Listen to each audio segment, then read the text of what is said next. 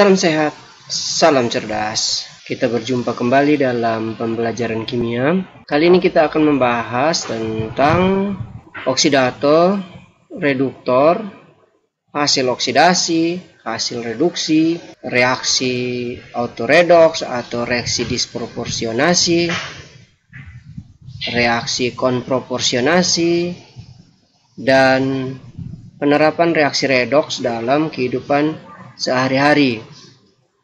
Nah, pada video pembelajaran sebelumnya kita telah mempelajari tentang perkembangan konsep redoks dan bisa dilihat pada playlist kelas 10. Dan pada video tersebut kita telah sama-sama mempelajari bahwa redoks terdiri dari reaksi oksidasi dan reaksi reduksi, dan berdasarkan konsep redoks ditinjau dari peningkatan dan penurunan bilangan oksidasi, maka reaksi oksidasi merupakan reaksi peningkatan bilangan oksidasi, sedangkan reaksi reduksi merupakan reaksi penurunan bilangan oksidasi. Sehingga reaksi redoks merupakan reaksi yang menyebabkan terjadinya perubahan bilangan oksidasi. Nah, pada kesempatan kali ini kita akan membahas tentang oksidator, reduktor, hasil oksidasi, dan hasil reduksi. Dan kita juga akan mempelajari tentang reaksi autoredoks atau reaksi disproporsionasi, reaksi konproporsionasi, dan penerapan redoks dalam kehidupan sehari-hari. Oke, kita lihat. Ini merupakan peta konsep seperti pada video sebelumnya. Dan ini sudah dipelajari. Yang hari ini kita pelajari adalah ini, reduksi atau reduktor, pengoksidasi atau oksidator. Kita lihat oksidator dan reduktor. Penentuan oksidator atau pengoksidasi, reduktor atau pereduksi, hasil oksidasi dan hasil reduksi. Kita lihat, tentukanlah reduktor, oksidator, hasil oksidasi, dan hasil reduksi dari reaksi redoks berikut ini. KMNO4 akus ditambah hasil akus menjadi MnCl2 akus ditambah Cl2 akus tambah KCl akus tambah H2O liquid. Untuk menyelesaikan soal ini atau untuk menentukan mana yang reduktor, mana yang oksidator, mana hasil oksidasi dan hasil reduksi, maka langkah pertama yang harus kita ambil adalah menentukan bilangan oksidasi dari masing-masing unsur pada reaksi kimia tersebut. Kita bisa menentukan bilangan oksidasi dari setiap unsur pada masing-masing zat. Kita lihat, kalium merupakan golongan 1A. Golongan 1A dalam senyawanya bilangan oksidasinya selalu positif 1. Kemudian yang berikut, O umumnya min 2. Sehingga 4 kali min 2 sama dengan min 8 tambah 1 sama dengan min 7. Sehingga untuk jumlah bilangan oksidasinya agar sama dengan 0, maka bilangan oksidasi Mn harus positif 7. Selanjutnya kita lihat untuk HCl. Atom H dalam senyawanya umumnya positif 1. Sehingga Cl-nya min 1. Ingat, jumlah semuanya harus sama dengan 0 untuk senyawa netral. Kemudian yang berikut, MnCl2. Mn plus 2. Kenapa? Karena Cl-nya min 1. 2 kali min 1 sama dengan min 2. Sehingga Mn harus plus 2. Ya. Cl golongan 7A. Kalau senyawa biner, maka golongan 7A mempunyai bilangan oksidasinya selalu min 1. Ingat, kalau senyawa biner ya. Kemudian kita lihat Cl2 merupakan unsur bebas sehingga bilangan oksidasinya sama dengan 0. KCl, kalium plus 1, golongan 1A, Cl-nya min 1, jumlahnya 0. H, umumnya plus 1, O min 2, 2 kali plus 1 plus 2, kurang 2 sama dengan 0. Nah, setelah kita menentukan bilangan oksidasi masing-masing unsurnya, maka unsur yang mengalami perubahan bilangan oksidasinya, kita lihat di sini ada yang berwarna merah, itu merupakan bilangan oksidasi yang berubah. Ya, kita beri warna merah untuk bilangan oksidasi yang berubah. Sedangkan yang tetap kita bisa abaikan karena tidak berpengaruh ya. Oke. Setelah itu kita hubungkan Mn di kiri plus 7. Di kanan berubah menjadi plus 2. Berarti mengalami penurunan bilangan oksidasi. Karena dia mengalami penurunan bilangan oksidasi, maka dia merupakan reaksi reduksi. Kemudian yang berikut, pada senyawa HCl untuk bilangan oksidasi Cl adalah -1 di kiri. Sedangkan di kanan dia berubah menjadi 0 pada Cl2. Sehingga terjadi peningkatan bilangan oksidasi dari -1 ke 0. Itu bilangan oksidasinya meningkat. Dan reaksi yang terjadi adalah reaksi oksidasi. Kemudian setelah kita menentukan mana yang mengalami peningkatan dan penurunan, kita menentukan kalau yang meningkat itu terjadi reaksi oksidasi, yang menurun merupakan reaksi reduksi. Setelah itu kita tentukan oksidator, reduktor, hasil oksidasi dan hasil reduksinya. Kita lihat oksidator atau pengoksidasi, dia mengalami reaksi reduksi. Ingat, oksidator itu mengalami reaksi reduksi. Yang mengalami reaksi reduksi adalah KMNO4. Ingat, bukan Mn saja yang ditulis, tapi semua senyawanya. Tidak bisa dipisahkan ya. KMNO4 merupakan oksidator. Kemudian, yang merupakan reduktor, kita lihat. Reduktor berarti yang mengalami reaksi oksidasi. Yang mengalami reaksi oksidasi di sini adalah HCl. Jadi reduktor atau pereduksi adalah HCl. Kemudian hasil reduksi kita lihat. Ya, perhatikan yang berwarna merah ini. Dia mengalami reaksi reduksi di kiri dan hasilnya ada di kanan. Berarti hasil reduksinya adalah MnCl2. Kemudian hasil oksidasi, kita perhatikan yang berwarna biru, panah dua arah yang berwarna biru ini ya, dari -1 berubah jadi 0, berarti dia mengalami reaksi oksidasi. Hasilnya ada di kanan, ingat, hasil oksidasi dan hasil reduksi ada di bagian kanan anak panah ya. Jadi hasil oksidasi di sini adalah Cl2. Selanjutnya kita lihat contoh berikutnya. Hidrogen peroksida H2O2 adalah bahan kimia serbaguna. Antara lain digunakan sebagai pemutih pulp kayu atau bubur kayu dan kain, serta menggantikan klorin untuk penyaringan air. Salah satu alasan H2O2 merupakan bahan serbaguna adalah kemampuannya sebagai oksidator, atau zat pengoksidasi maupun reduktor, atau zat pereduksi. Pada reaksi berikut, tentukan hidrogen peroksida yang bertindak sebagai oksidator atau reduktor. Kita lihat reaksinya. A. H2O2 akus tambah 2Fe2+, akus ditambah 2H plus akus menjadi 2H2O liquid ditambah 2Fe+3 akus. Untuk yang A, nanti kita perhatikan apakah dia H2O2 ini merupakan oksidator atau reduktor. Yang B, 5H2O2 akus ditambah 2MnO4-1 akus ditambah 6H plus akus menghasilkan 8H2O liquid tambah 2Mn+2 akus ditambah 5O2 gas. Apakah H2O2 di sini berperan sebagai oksidator atau reduktor? Nah, untuk menentukan apakah dia berperan sebagai oksidator atau reduktor, kita seperti contoh yang pertama ya. Langkah pertama kita lihat, kita tentukan bilangan oksidasi masing-masing unsur pada zat-zat yang bereaksi. Kita lihat H2O2. H umumnya +1. 2 kali +1 sama dengan +2. Ingat, pada peroksida, bilangan oksidasi O -1. Sehingga 2 kali -1 sama dengan -2. +2 kurang 2 sama dengan 0.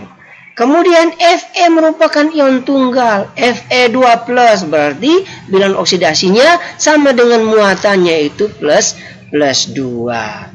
H+, ini ion tunggal berarti +1. H2O kita perhatikan. O-2. H+1, 2 kali +1 sama dengan +2. O-2. Ya, +2 kurang 2 sama dengan 0. Kemudian Fe+3 atau Fe3+ ini merupakan ion tunggal. Sehingga bilangan oksidasinya adalah sama dengan muatannya itu positif 3. Setelah itu bilangan oksidasi yang tidak berubah kita abaikan. Nah, tinggal yang berwarna merah ini merupakan bilangan oksidasi yang mengalami perubahan di kiri dan kanan. Kita hubungkan. Ya, kita lihat yang berwarna merah ini O-1 berubah jadi -2. -1 ke -2 berarti mengalami penurunan bilangan oksidasi.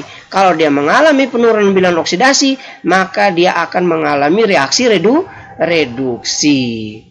Kemudian kita perhatikan yang berikut. Fe+2 di kanan menjadi +3. Kita hubungkan. Yang berwarna biru perhatikan itu ya. Terjadi peningkatan bilangan oksidasi dari +2 ke +3. Meningkat. Berarti dia mengalami reaksi oksidasi. H2O2 mengalami reaksi reduksi. Itu artinya dia sebagai oksidator. Jadi H2O2 untuk nomor A sebagai oksidator. Kemudian kita lihat yang B. Ya, langkah pertama kita tentukan masing-masing unsurnya ya. H+1, O-1. Ingat peroksida O-1. O-nya -2 ya. Harusnya O duluan. O-2. 2 kali -2 sama dengan -8. Kenapa Mn+7? Ingat MnO4-1.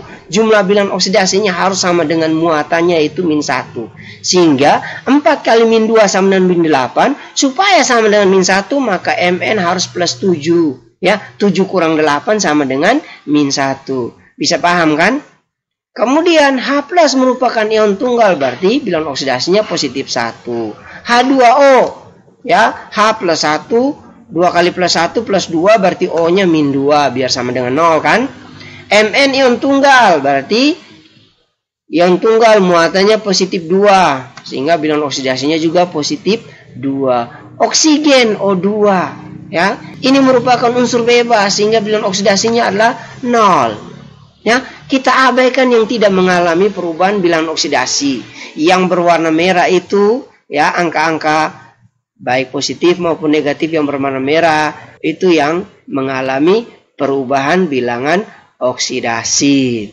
Setelah itu kita hubungkan. Kita perhatikan. Mn dari +7 menjadi +2. Berarti mengalami penurunan. Ya. Penurunan bilangan oksidasi dari +7 menjadi +2. Berarti dia mengalami reaksi reduksi. O, H2O2. O-nya -1. Berubah di kanan menjadi 0 pada O2.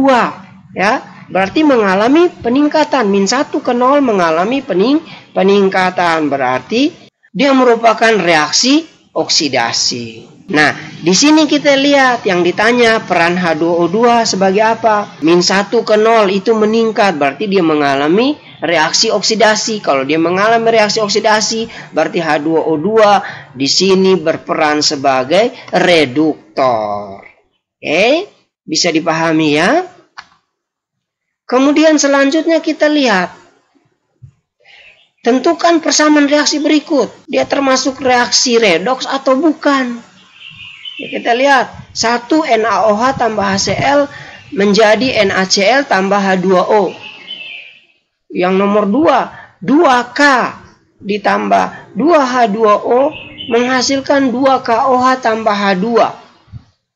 3. CaCO3 menghasilkan CaO tambah CO2.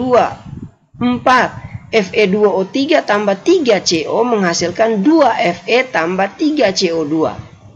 Yang 5. 2KMNO4 tambah 16HCl menghasilkan 2MnCl2 tambah 2KCl tambah 5Cl2 tambah 8H2O. Nah, kita tentukan apakah dia merupakan reaksi redoks atau bukan. Untuk menentukan redoks atau bukan, kita tentukan bilangan oksidasinya masing-masing. Kita lihat. Nomor 1, NaOH, Na+1, O-2, H+1. Jumlahnya 0 kan? HCl, H+1, Cl-nya -1. Di kanan, Na-nya +1 karena golongan 1A. Maka Cl-nya -1. Ya, supaya hasilnya 0. H umumnya plus 1 pada H2O. O-nya min 2. 2 kali plus 1 plus 2. Berarti O-nya harus min 2. Terjadi perubahan bilangan oksidasi? Tidak terjadi perubahan bilangan oksidasi di kiri maupun di kanan. Berarti ini bukan redoks. Kemudian yang kedua, kita lihat K. Itu unsur bebas, bilangan oksidasinya 0. H2O, H di kiri plus 1. 2 kali plus 1 plus 2 berarti O min 2. K pada KOH, K golongan 1A. Pada senyawanya selalu positif 1. Ingat, golongan 1A dalam senyawanya selalu positif 1. O min 2 karena H juga plus 1. Ya, jadi hasilnya juga 0. H2 bilangan oksidasinya berapa? Unsur bebas, bilangan oksidasinya 0. Sehingga kita lihat ada perubahan bilangan oksidasi pada ruas kiri dan ruas kanan. Berarti ini merupakan reaksi redoks. Kemudian nomor 3. CaCO3 menghasilkan CaO tambah CO2. Ya, Ca plus 2 golongan 2A pada senyawanya selalu positif 2A. Selalu positif 2. Ya. Kemudian C plus 4 karena O min 2. 3 kali min 2 min 6. Tambah 2 min 4 tambah 4 sama dengan 0. Betul kan? Kemudian CaO. Ca-nya plus 2. O-nya min 2. CO2. O-nya min 2. 2 kali min 2 min 4. Sehingga C-nya plus 4. Ya. Ada perubahan bilangan oksidasi? Tidak ada perubahan bilangan oksidasi. Hasilnya bukan redoks. Yang keempat. Fe2O3 tambah 3CO menghasilkan 2Fe tambah 3CO2. Kita perhatikan. O min 2. 3 kali min 2 sama dengan min 6. Min 6 bagi 2 berarti Fe-nya plus 3. Ya. Ya, perhatikan. 3 kali min 2 min 6. 2 kali plus 3 plus 6. Hasilnya 0 kan? O min 2. C-nya plus 2. O-nya min 2. Berarti C-nya plus 2 supaya sama dengan 0. Fe atom bebas 0. Kita perhatikan CO2 2 kali min 2, O-nya min 2. Ya, O-nya min 2 maka 2 kali min 2 sama dengan min 4. Berarti C-nya plus 4. Ya. Terjadi perubahan bilangan oksidasi. Perhatikan Fe di kiri positif 3 di kanan 0. C di kiri positif 2 di kanan positif 4. Berarti ini merupakan reaksi redoks. Yang kelima. 2KMNO4 tambah 16HCl menghasilkan 2MnCl2 tambah 2KCl tambah 5Cl2 tambah 8H2O. Kita perhatikan K golongan 1A positif 1. O min 2 4 kali min 2 min 8. K-nya positif 1 berarti Mn-nya harus positif 7. O-nya min 2 ya. Kemudian pada HCl hanya plus 1, Cl-nya min 1. Ya, pada MnCl2 ingat ini merupakan senyawa biner berarti Cl golongan 7A berarti min 1. Ya, 2 kali min 1 min 2 berarti Mn-nya plus 2 ya. Kemudian KCl K plus 1, Cl-nya min 1. Cl2 unsur bebas 0. Nah, H dan O min plus 1 dan min 2. Nah, kita perhatikan Mn di kiri plus 7, di kanan plus 2. Terjadi perubahan bilangan oksidasi. Cl di kiri min 1, di kanan 0. Terjadi perubahan bilangan oksidasi. Berarti ini merupakan redoks. Oke. Nah, ada tips nih yang lebih gampang. Ya, untuk menentukan redoks atau bukan. Ingat, kalau ada unsur bebas, tidak perlu menentukan bilangan oksidasinya. Kalau ada unsur bebas, pasti redoks. Ingat, kalau ada unsur bebas, pasti redoks. Selanjutnya, reaksi autoredoks atau reaksi disproporsionasi.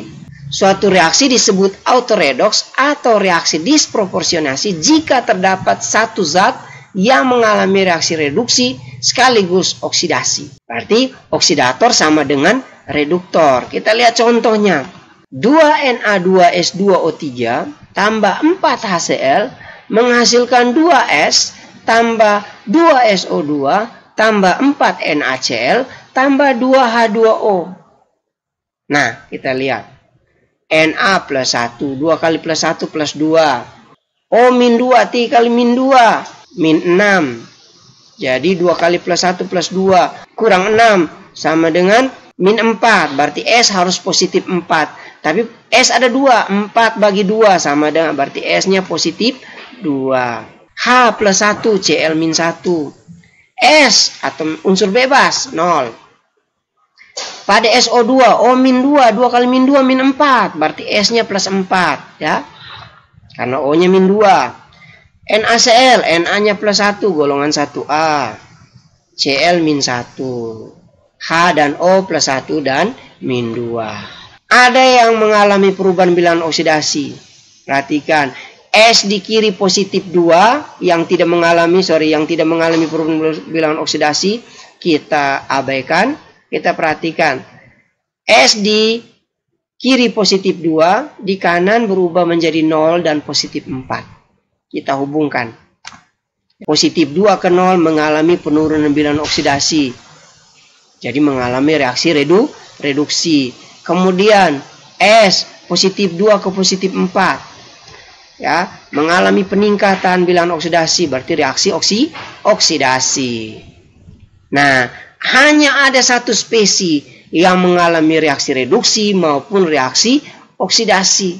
Oleh karena itu, oksidator sama dengan reduktor. Ya, oksidator Na2S2O3. Reduktor Na2S2O3. Hasil oksidasi dan reduksinya yang berbeda. Kita lihat hasil reduksinya S. Ya, hasil oksidasinya SO2. Selanjutnya kita lihat reaksi konproporsionasi. Apa itu reaksi konproporsionasi? Suatu reaksi disebut konproporsionasi jika terdapat satu zat sebagai hasil oksidasi sekaligus hasil reduksi. Ingat, tadi kalau reaksi disproporsionasi atau autoredoks, oksidator sama dengan reduktor. Ya, kalau reaksi konproporsionasi yang saat ini, hasil oksidasi sama dengan hasil reduksi. Beda ya. Kita lihat contoh. 2H2S tambah SO2 menghasilkan 3S tambah 2H2O. Kita lihat. H plus 1. S min 2. Karena 2 kali plus 1 plus 2. Berarti S min 2 ya. O min 2. 2 kali min 2. Min 4. Berarti S-nya plus 4. Ya. Di kanan. S-nya merupakan unsur bebas. Berarti bilangan oksidasinya 0. H plus 1. O min 2. Dan kita abaikan yang tidak mengalami perubahan bilangan oksidasi ya. Kita hubungkan. S di kiri min 2 berubah menjadi 0. Berarti peningkatan bilangan oksidasi. Mengalami reaksi oksidasi. Kemudian S pada SO2 positif 4 berubah menjadi 0. Berarti dia mengalami penurunan bilangan oksidasi. Merupakan reaksi reduksi.